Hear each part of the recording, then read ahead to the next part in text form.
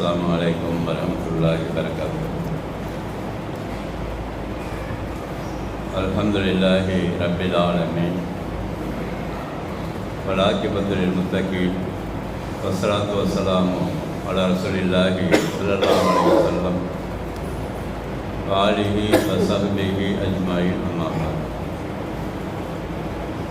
கண்ணியமிக்க எல்லாம் அல்ல அல்லாஹ் சுப்ஹானஹு வ தஆலாவின் நல்லடியார்களே, சகோதரர்களே, அல்லாஹுடைய கிருபையால் நம்முடைய அக்ஸா மஸ்ஜிதில் ஒவ்வொரு வாரம் செவ்வாய்க்கிழமை மகரிப் தொழுகைக்கு பிறகு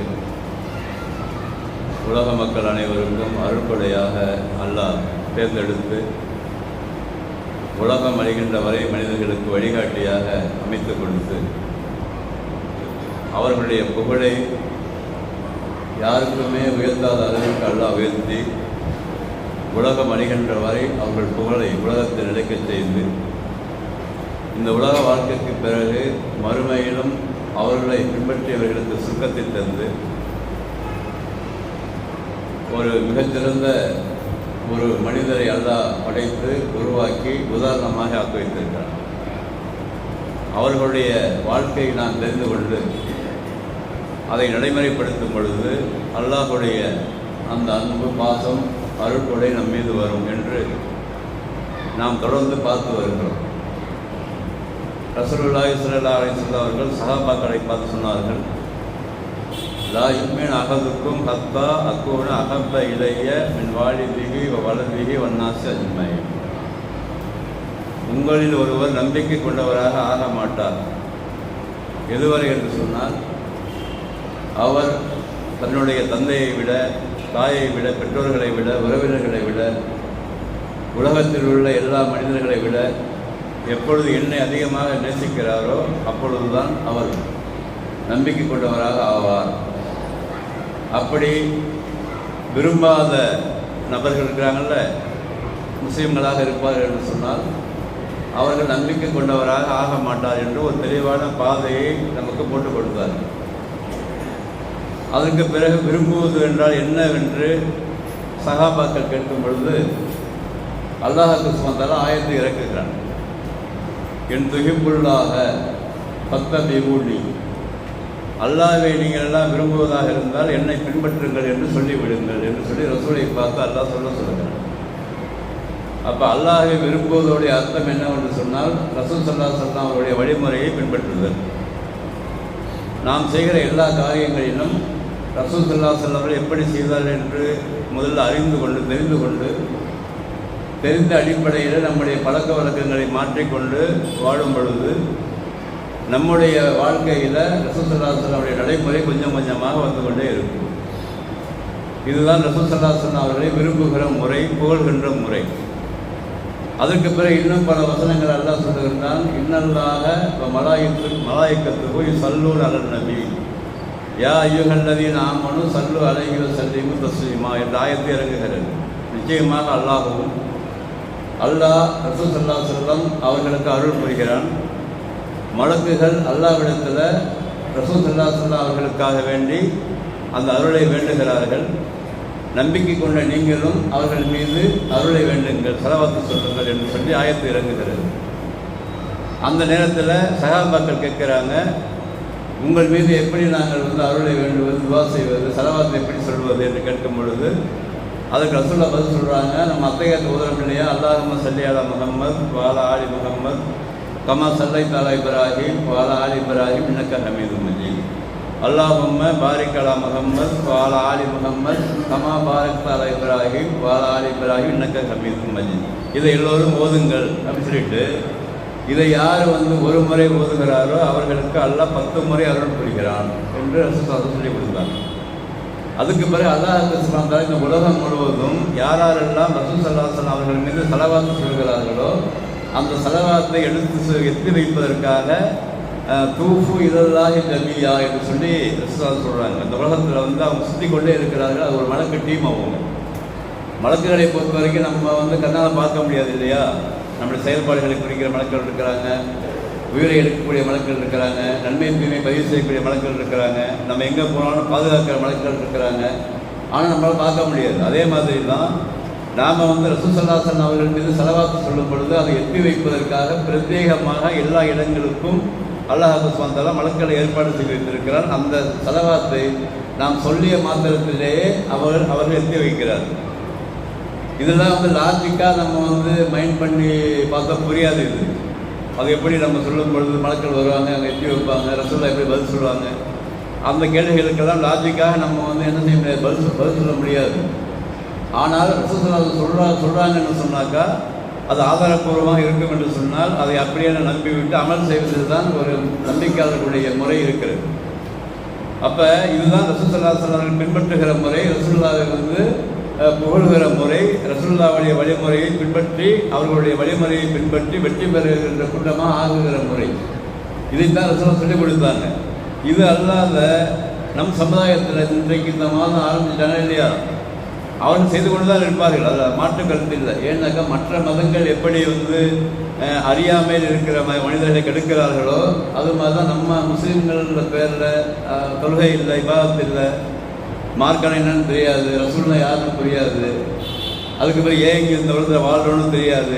இந்த கேட்டகரியில் தான் அதிகமான முஸ்லீம்கள் இன்றைக்கு இருக்கிறார்கள். இதுதான் அவர்களுடைய இந்த நிகழ்ச்சி ஏற்பாட்டாளர்களுக்கான ப்ளஸ் பாயிண்ட்டு. எப்படி மற்ற மதங்களில் ஒரு ஆள் தலைவர் இருப்பான், அவன் என்ன செய்வான், வழி எடுப்பான் எல்லாரையும். ஏன்னாக்கா மக்களுக்கு வந்து அறிவு கிடையாது, சிந்தித்து பார்த்து விளக்குகிற ஆற்றல் இல்லை. கடவுளை வந்து 2 நாளைக்கு வணங்குவான், 3ஆம் நாள் போய் கொண்டு போய் குப்பையில் போட்டுருவான், அல்லது கடலில் போட்டுருவான். இதுதான் அவங்களுடைய அறிவு. இதே மாதிரி தான் மற்ற மதங்களில் எப்படி இருக்கிறதோ அது மாதிரி தான் நம்ம ஆளுங்களுக்கான நம்ம ஆளுங்களுக்கு வந்து மார்க்கத்துடைய விஷயங்கள் தெரியாது. ஏதோ பிரியாணி சாப்பிட்டோம், ஏதோ கறி மீன் வந்து சாப்பிட்டோம், ஜும்மானிகள் தொழுவோம், இப்படி தான் பெரும்பாலும் மனிதர்கள் இருக்கிறார்கள். இதுதான் நம்ம ஆளுகளுக்கு வந்து நம்ம மார்க்க அறிவிலிகள் இருக்காங்களா, அவங்களுக்கு வந்து ஒரு ஆதாரம். இதே சொன்னாலும் கேட்பாங்க அப்படின்னு சொல்லிட்டு. அதுதான் ரசூலுல்லாஹ் பேரில் ரசூலுல்லாஹ் மேலே பாசம் வைக்கிற மாதிரி ஒரு பில்டப் கொடுத்து அதை பயான்கிற பேரில் சொல்லி மக்கள் மத்தியில் ஒரு மனதை வந்து கவர்ந்து கொண்டு நீங்கள் 200 கொடுங்க அப்படி வந்திருப்பாங்க, உங்கள் வீட்டுக்கெல்லாம் வந்திருப்பாங்கன்னு நினைக்கிறேன். நினைமா எனக்கு தெரியல, அதை பற்றி நம்ம வீட்டை வந்தாலும் கொடுக்குறோம் நாங்கள், இல்லைன்னு தெரியாது. உங்கள் வீடுகளுக்கு வருவாங்க இல்லையா, என்ன காரணங்க அவங்களுக்கு தெரியும். இவங்க வந்து இந்த சின்ன உட்காந்துக்கிட்டு பாங்க சொன்னால் கூட வரமாட்டாங்க. பிள்ளைகளுக்கு கதை பேசுவாங்க, ஊர் கதை பேசுவாங்க, பரம்பரை கதையை பேசிக்குவாங்க. இப்படியே கால் தந்தாங்க இல்லையா. 200 பெரிய மேட்டர் இல்லை அவங்களுக்கு. 200 கொடுத்தா அந்த அளவு குவான்டிட்டி அவங்களுக்கு பிரியாணி கிடச்சி போயிடும். அப்போ அவங்க அதை தான் கனெக்ட் பண்ணுவாங்க. இப்போ நம்ம 200 கொடுக்குறோம், கடையில் போய் வாங்கினாக்கா ஒரு அரை பிளேட்டு 180 சொல்கிறோம், 200 தான் அது கொடுத்துட்டு போப்போம் அப்படின்ட்டு கொடுத்துருவாங்க. இதனால தான் அவங்க வந்து காலமாக தங்களுடைய அந்த விஷயத்தை வந்து தொடர்ந்து நடத்தி கொண்டே இருக்கிறாங்க. காரணம் என்னன்னு சொன்னாக்கா அவங்களுக்கு தெரியும் இவங்க கொடுப்பாங்க, அப்படி கொடுக்கலனாக்கா கபர்ஸ்தானம் இடம்ன்றாங்க வேறு. அது இவங்க பயந்துருவாங்க. வேண்டாம், இல்லை எங்களுக்கு இப்போ தெரியாதான் இருக்கும் கபர்ஸ்தானம் என்ன, கபர்ஸ்தானங்கிறது எங்கே இருக்குது, இவங்க அடக்கம் பண்ணலாம், அந்த நிலைமை என்ன, அதெல்லாம் வந்து மார்க்க தெளிவாக சொல்லுது. அப்போ அதெல்லாம் விளங்காத காலத்தில் பயம் வந்துடும். 200 கொடுக்கலாம் கபர்ஸ்தானம் கிடையாது, பயப்பட்டு வச்சுருக்காங்க இல்லையா, அதனால விட்டு போயிடுவாங்க. அது அவங்களுக்கு ஜாலியாகிடும். அப்போ இவங்க என்னன்னாக்கா ரசூல் ஸல்லல்லாஹு அலைஹி வஸல்லம் அவர்கள் மீது எப்படி புகழ வேண்டும் என்றும் தெரியவில்லை, ரசூல் ஸல்லல்லாஹு அலைஹி வஸல்லம் அவர்கள் எப்படி புகழ சொன்னார்கள்னு தெரியல, அல்லாஹ் எப்படி புகழ சொன்னான்னு புரியல. இதெல்லாம் புரிஞ்சாக்கா ஒரு தனி மனிதனை அதை உண்மையான கொள்கையை மக்கள் மத்தியில் சொல்லி அவர்கள் எப்படியாவது ஒரு வழிமுறைப்படுத்துவார்கள். அதையெல்லாம் விட்டுட்டு ஃபங்க்ஷன் வைக்கிறது, பிரியாணி ஆக்கிறது, முட்டுக்கூடு கொடுக்கறது, நாங்கள் தான் ரசூலுல்லாஹ் மேலே ரொம்ப பாசம் வச்சுருக்கிற மாதிரி காமிச்சிக்கிறது, இவைகளாம் என்னன்னாக்கா மாற்று மதத்திற்கு ஒப்பான நிகழ்ச்சியாக நமக்கு தெரிகிறது. ஏன்னா நம்ம வந்து எப்படியுமே ஆய்வு செஞ்சுருக்கோம் இல்லையா, அந்த மதங்கள் என்ன சொல்லணும் நமக்கு தெரியும், இவங்க ஏன் இப்படி போகிறாங்கன்னு தெரியும். அதனால தான் ரெண்டையும் கம்பேர் பண்ணி பார்க்கும்போது பார்த்தீங்கன்னாக்கா இந்த பொதுமக்கள் மத்தியில் விழிப்புணர்வு இல்லாத காரணத்தினால, மார்க்கம் சம்பந்தமான விழிப்புணர்வு இல்லை. ரெண்டாவது லா இலாஹ இல்லல்லாஹ் முஹம்மது ரசூலுல்லாஹ்வுக்கு அர்த்தம் தெரியாத காரணத்தினால, இவ்வளோ காரணங்கள் இருக்கிறது. அதனால தான் அவங்க வந்து ஒரு குரூப் அமைத்து கொண்டு காலமாக பல 100 ஆண்டுகளாக சட்டத்தை ஏற்படுத்தி கொண்டு இவங்க தொழுகை வந்தாலும் பிரச்சனை இல்லை, இவங்க ஒழுங்காக வாழ்ந்தாலும் பிரச்சனை இல்லை, வருஷம் ஃபங்க்ஷனை வச்சு சோறாக்கி போட்டாக்க முடிஞ்சுன்னு சொல்லி நினச்சிட்டு இருக்கிறாங்க. ஆனால் இவங்க தான் ரசூலுல்லாஹ் சொல்கிறாங்க, நாளைக்கு மறுமை நாளில் யாரை வந்து இவங்க புகழ்கிறோம் என்று சொல்லுகிறார்களோ அவர்களை ரசூல் ஸல்லல்லாஹு அலைஹி வஸல்லம் ஏறெடுத்தும் பார்க்க மாட்டார்கள் என்று ஹதீஸ்ல வருது. அஸ்காபின்னு போடுவாங்களாம், மலக்கள் வருவாங்க, நீ அஸ்காபின்னு சொல்லாத, நீ இருக்கிற காலத்திலே மாற்றி விட்டாங்க இவங்கன்னு சொல்லி. அப்போ என்ன விளங்குன்னு சொன்னாக்கா அல்லாஹ் சுப்ஹானஹு வ தஆலா ரசூல் ஸல்லல்லாஹு அலைஹி வஸல்லம் எப்படி புகழ சொன்னான்னு தெளிவாக இருக்குது. நம்ம அந்த பக்கம் போகிறது இல்லை, குர்ஆன் பக்கம். ரசூல் ஸல்லல்லாஹு அலைஹி வஸல்லம் தங்கள் வாயால் சொல்லியிருக்கிறாங்க, அவர்களை எப்படி புகழ வேண்டும்னு. அதுவும் நமக்கு தெரியறதில்லை.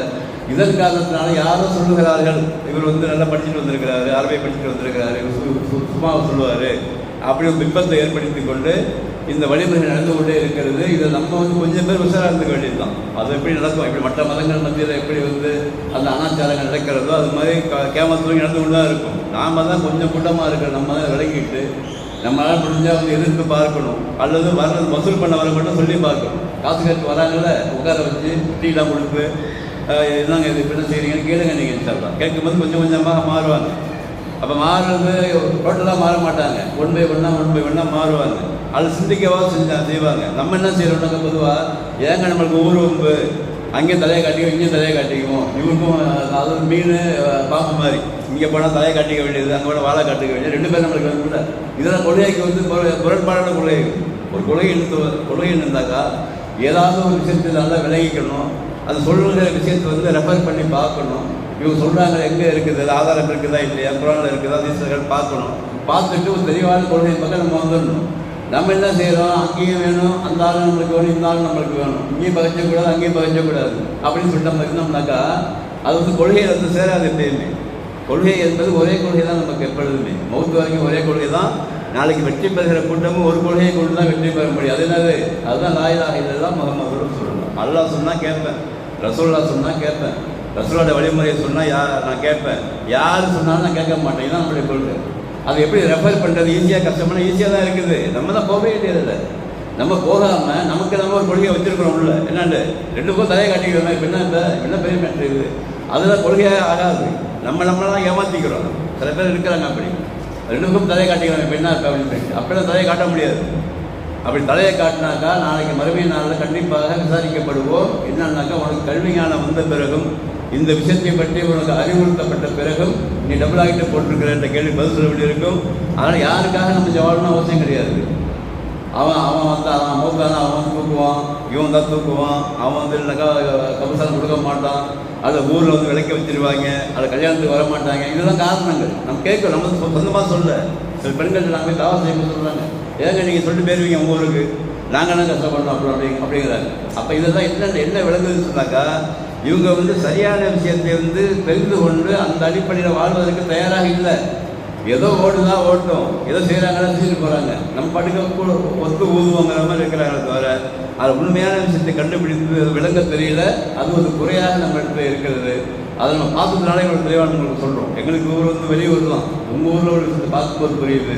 இவர்கள் எதையுமே விளங்கி கொண்டு ஒரு ஸ்ட்ராங்கான கொள்கையில் இருக்க தயாராக இல்லை. மாறாக அட்ஜஸ்ட் பண்ணிக்கிட்டே வாழ்ந்துருவோம், எப்படியாவது போட்டுரும். அதனால தான் சில பேர் பார்க்குறோமா இல்லையா, சில பேர் பார்க்குறோம் மகரிப்புக்கு ஒரு பள்ளிவாசல், பஜருக்கு ஒரு பள்ளிவாசல், லொஹருக்கு வேறு பள்ளிவாசல், அசருக்கு என்னென்ன வச்சுக்கிறாங்க, எல்லாருக்கும் தலையை கட்டி விட்டுருக்குறாங்க. நான் ஒரு நாள் போகிறாரு காலையில் சைக்கிளில், என்னப்பா இங்கே போகிறீங்க, காலை பஜருக்கு அந்த பள்ளிவாசல் அப்படிங்கிறார். அப்போ என்னென்னா அந்த தொழுகையில கூட ரசூல் ஸல்லல்லாஹு அலைஹி வஸல்லம் எப்படி காட்டி கொடுத்தார்களோ அப்படி சொல்ல வேண்டும் என்று இல்லை. மாறாக அவங்க என்ன நினைச்சிட்டு இருக்கிறாங்க, அந்த இமாம் அங்கே உள்ள ஃப்ரெண்ட்ஸ்லாம் இருக்கிறாங்க, அங்கே தலையை காட்டிக்குவோம், அப்போ தான் நம்மளுக்கு ஃப்ரெண்ட்ஷிப் வரும். அந்த இமாம் போச்சு பாருங்க, அப்போ இங்கேயும் போய்க்கும் அங்கேயும் போய்க்கும். அப்போ இது மாதிரி இருக்கக்கூடாது. ஏன்னா இது மாதிரி இருக்க வேணும்னாக்கா நம்மை நாமே இந்த உலகத்துக்காண்டி ஏமாத்திக்கிற ஒரு கொள்கையாக மாறிடும். ஒரே ஸ்ட்ராங்காக இருக்கணும். எதுவாக இருந்தாலும் ஒரு ஸ்ட்ராங்காக இருக்கணும். இப்போ மினது இதுதான் சரியாக இருக்குது. இங்கே தான் இந்த ரசூலுல்லாஹி வழிமுறை காட்டாக பின்பற்றப்படுகிறது. மற்ற இடங்களில் பின்பற்றப்படலை. அப்படிங்கிறது நீங்கள் விளங்கணும். நாங்கள் சொல்லி கேட்கக்கூடாது, நீங்கள் தான் விளங்கணும். தொழுகையில் எப்படி கையெழுத்துக்கிறாங்க, எப்படி குடிஞ்சாங்க, என்ன போதுனாங்க, தொழுகைக்கு பிறகு துவா செஞ்சாங்களா இல்லையா, எப்படி உட்கார்ந்தாங்க, எல்லாம் சொல்லிக் கொடுக்குறாங்கல்ல, அதெல்லாம் நடத்துகிறோமா இல்லையா. அப்போ அங்கே எல்லாம் மாற்றமாக இருக்குது. பல விஷயங்கள் மாற்றமாக இருக்குங்கிறப்ப எப்படி நம்ம ரெண்டு அட்ஜஸ்ட்மெண்ட் ஆகும். அப்போ ரசூல் ஸல்லல்லாஹு அலைஹி வஸல்லம் அவர்களையே ஏமாத்துறதுனா ஆகிடக்கூடாது. இது என்னன்னாக்கா நம்ம லாஜிக் மூலியமாக நம்ம உள்ளத்தில் ஒரு கருத்து வருது, இந்த உலகத்தில் வாழ்வதற்காக அட்ஜஸ்ட் பண்ணுறோம். அது யாருக்காக வாழ்ந்துட்டு கருத்து நம்ம கரெக்டாக இருக்காமல் நினச்சிட்டு இருக்கோம். இது மிகப்பெரிய தவறாக நாளைக்கு அமையும். அதனால் நான் தெளிவாக உங்களுக்கு சொல்லிக்கிறேன். அப்போ ரசூல் ஸல்லல்லாஹு அலைஹி வஸல்லம் அவர்களை புகழ்தல், பின்பற்றுதல், வழிமுறைப்படுத்தல் என்பதெல்லாம் அல்லாஹ்வும் தொழிலாக இருக்க வேண்டும். நம்ம இஷ்டத்துக்கு ப்ரோக்ராம் வைக்கிறது, அந்த ப்ரோக்ராம் கலந்து கொள்வது, அதுக்காக காசு கொடுக்கறது, இதெல்லாம் கூட நாளைக்கு மறுமையில் விசாரிக்கப்படும் என்பதை மீண்டும் நாங்கள் பதிவு செய்து கொள்கிறோம். அதில் உங்கள் மனசு கஷ்டப்படுமே என்பதற்காக நம்ம சொல்லாமல் இருக்க முடியாது. சில பேர் நினைக்கலாம், அதில் என்னப்பா இப்படி சொல்கிறீங்கன்னு சொல்லி தான் அவன் எங்களுக்கு கடமை. அது நம்ம பார்க்குறோம் இல்லையா, பார்க்குற சொல்லி தான் அவன் எங்களுக்கு இதை சொல்லணும்னு சொன்னாக்கா நாங்கள் வந்து பிடிக்கப்படுவோம். நாளைக்கு இந்த கல்வி ஞானம் கொடுக்கப்பட்டிருக்கிறது, உங்கள் முன்னாள் மக்கள் சொன்னீங்கன்னாலும் நாங்கள் கேள்வி கேட்கப்படுவோம். அதன் காரணத்தினால தான் நம்ம இந்த வருஷம் இப்படி சொல்லிக்கிறோம். நம்ம லைட்டாக தான் சொல்கிறோம், அவங்களை பற்றி பேசுகிறாங்க, நிறைய பேசிட்டு போகலாம். அந்த அளவுக்கு அனாச்சாரம் பண்ணுறாங்க, உண்மையை பொய்யும் கலக்கிறாங்க. அதனால் உண்மை எது பொய் எதுன்னு சொல்லி நம்மளால் பிரித்து பார்க்க முடியும்.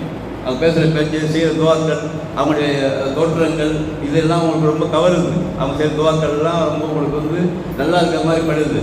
ஆனால் அவங்க என்ன செய்கிறாங்கன்னா உண்மையை ஒரு 10%, பொய் கொஞ்சம் 10% கலந்து மக்கள்கிட்ட கொடுக்குறாங்க. அது ஏன் கொடுக்குறாங்கன்னு நம்மளுக்கு புரியல. நம்மளும் டெய்லி போகும்போதெல்லாம் பயன் பண்ணுறது நானும் கேட்டு தான் இருக்கிறேன். டெய்லி கல்வி சொல்லிட்டு போனால் அங்கே நல்லா தான் பயன் பண்ணுறாரு. அந்த பிள்ளையாசர் விடுவார், நல்லா அதையும் சொல்கிறாரு, ரசூலை பற்றி பேசுகிறாங்க, எல்லாம் நல்லா இருக்கணும் அப்படிங்கிற துவா செய்கிறாரு. அது இன்றைக்கி ஏதாவது கஷ்டம் ஏற்பட்டால் அதெல்லாம் போகணும்னு சொல்லி துவா செய்கிறார். நல்லா தான் இருக்குது. அது நல்லா இருக்கிறதோடு சத்து தான் அந்த குப்பையை கலக்கிறாரு. இப்போ இதுதான் மக்கள் மத்தியில் கவர்ச்சி ஏற்படுது. சில கருத்து நல்லா சொல்கிறாங்க, தப்பு இருக்குது, அது புரிஞ்சிக்க தெரியல மக்களுக்கு. ஏன் புரிஞ்சிக்க தெரியலன்னா அவங்க அது பக்கம் போகலை, அது படிக்க போகலை, அதை வந்து விளங்கிக்க போகலைங்கிற குறை இருக்கிறது. சொன்னால் அதையெல்லாம் நாம் தெரிந்து கொண்டு அல்லாவும் தூதரும் சொன்ன கொள்கை அடிப்படையில் வாழ வேண்டும். அதுதான் நாளைக்கு சொர்க்கத்துக்கு கொண்டு போகும் என்பதை விளங்க வேண்டும். அப்படி விளங்கி செயல்படக்கூடிய பாக்கியத்தை வளரமான எனக்கு உங்களுக்கு இருந்தால் முடிவானாங்க. வாக்குறது தவறான இல்லாஹி ரபில் ஆலமீன். அஸ்ஸலாமு அலைக்கும் வரஹ்மத்துல்லாஹி வபரகாத்துஹு. சுப்ஹானக்கல்லாஹும்ம வபிஹம்திக அஷ்ஹது அல்லா இலாஹா இல்லா அன்த அஸ்தக்ஃபிருக்க